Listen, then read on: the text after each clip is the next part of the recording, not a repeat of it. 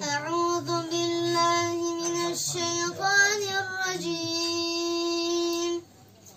بسم الله الرحمن الرحيم.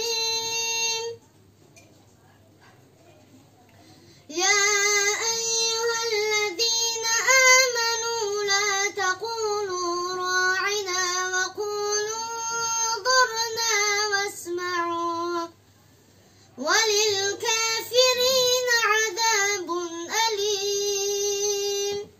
ما يود الذين كفروا من أهل الكتاب ولا المشركين أن ينزل عليكم من خير من ربكم والله يختص برحمته من يشاء والله ذو الفضل العظيم. صدق الله العظيم. بسم الله الرحمن الرحیم. بیا ای دل بگو حمد خدا را،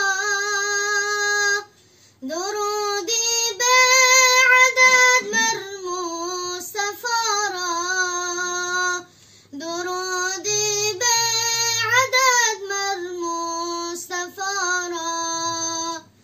مده رهبر دلت چون و چرا را، اگر خواهی جمالی دلربا را، اگر خواهی جمالی دلربا را.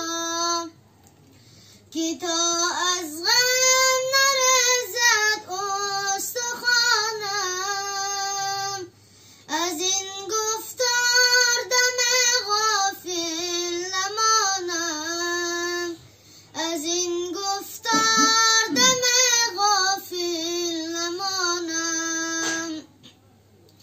بیا ای دل بگو حمد خدا را، درودی به عدد مر مصطفی را، درودی به عدد مر مصطفی را. سرم خاکی رهی هر چار سرور، ابوبکر و عمر عثمان و حیدر، ابوبکر و عمر عثمان و حیدر. ابوبکر است نور دیدگانم، عمر مقصود قلبی ناتوانم، عمر مقصود قلبی ناتوانم. بود عثمان دوای درد جانم، علی شد مونس روح و روانم، علی شد مونس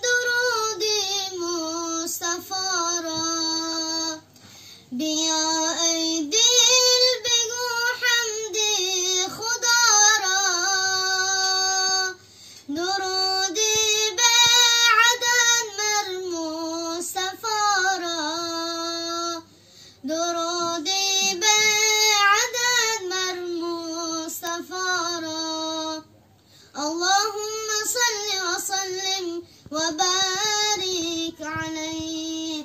سبحان ربك رب العزة عما يصفون وسلام على المرسلين والحمد لله رب العالمين.